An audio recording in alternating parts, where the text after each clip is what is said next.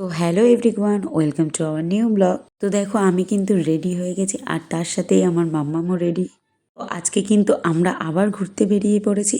তো চলো কোথায় যাব কি করব সবটাই তোমাদের এই ভিডিওতে শেয়ার করব। তার আগে বলো তো আমাকে শাড়ি পরে কেমন লাগছে? বলতে পারো 6 মাস পরে শাড়ি পরলাম। শাড়িটা ঠিক আমার একটা পরা হয় না, কারণ মাম্মাম ছোট আর শাড়ি পরে ওকে নিয়ে যাওয়াটাও খুব চাপের হয়ে যায়। তো আমার মনে হয় চুড়িদারটাই ঠিক আছে মাম্মামকে নিয়ে যাওয়ার জন্য। আর এদিকে আমার প্রিন্সেসও কিন্তু পুরো রেডি। তো ওকে কেমন লাগছে অবশ্যই কিন্তু কমেন্ট করে জানিও। তো চলো বেশি কথা না বলে কিন্তু কোথায় যাব কি করব সবটাই তোমাদেরকে বলবো। তো বাড়ি থেকে বেরিয়ে ভ্যানে উঠে পড়েছি। তো ভ্যান থেকেই কিন্তু আমরা স্টেশনে পড়ে গেছি। আমাদের বাড়ি থেকে স্টেশনে যেতে ভ্যানের 3 মিনিট লাগে। তো আজকে আমি টাইমটা দেখে নিয়েছি। তো দেখো আমরা কিন্তু ট্রেনের জন্য ওয়েট করছি আর আমরা যাব বারাসাতে। তো আজকে কিন্তু আমি পুরো নতুন বউয়ের মতো সেজেছি। তো আমাকে কেমন লাগছে অবশ্যই জানি। তো বারাসাতে যাব, কোথায় কার বাড়িতে সেটাই বলবো। দেখো এদিকে কিন্তু ঠাম্মির কোলে মাম্মাম বসে আছে। তো দেখো আমরা কিন্তু বারাসাতে স্টেশনে নেমে গেছি। তো এবার কিন্তু আমরা টোটো ধরবো, টোটো ধরে আমরা তারপর কিন্তু যাব। তো দেখো আমরা কিন্তু টোটোর থেকে নেমে বাড়িতে চলেও এসেছি। তো চলো এবার তোমাদেরকে বলি যে আমরা কার বাড়িতে এসেছি আর কেনই বা এসেছি।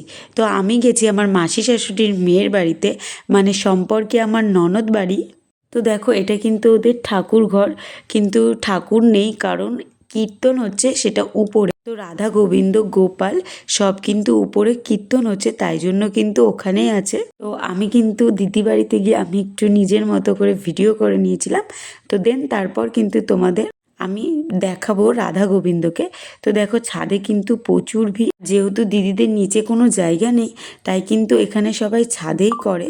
তো এই যে দেখো ফাইনালি কিন্তু আমি তোমাদেরকে দেখাচ্ছি রাধা গোবিন্দ কত সুন্দর, আর গোপুসোনাও আছে। আর এগুলো কিন্তু সব ভোগ লাগিয়েছিল ভগবানকে।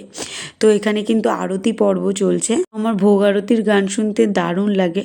তো এদিকে নিচে এসে কিন্তু ননদের মেয়ে ওদের টুপিটা নিয়ে আমি একটু ভিডিও করে নিয়েছি। তো মাম্মামকে কিনে দেবো ভাবছি, কিন্তু ও অনেক ছোট, ও এখন বুঝতেও পারবে না, ভাবছি পরের বছর কিনে দেবো। তো দেখো এখানে কিন্তু সবাই প্রসাদ নিচে, এত চাপ। তো দেখো এখানেই বসিয়ে দিয়েছে কিন্তু বাড়ির সামনে আর কি, বলেইছিলাম আগে থেকে বাড়িতে কিন্তু অনেক জায়গা কম, তো অনেক লোকের চাপ আছে, তো এই জন্য।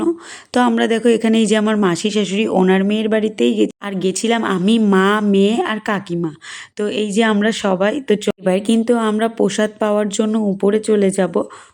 তো দেখো এদিকে আমার মাম্মামও কিন্তু খুব এনজয় করছে। তো প্রসাদে কি কি ছিল সেগুলোই তোমাদেরকে শেয়ার করব। প্রথমে ছিল সাদা ভাত, তারপর মোচা, বেগুন ভাজা, আলু ভাজা, তারপর কুমড়ো ভাজা, তারপরে কাঁচকলা ভাজা, তারপর ডাল, পনির, বাঁধাকপি, পালং শাক, আরও অনেক কিছু, মিষ্টি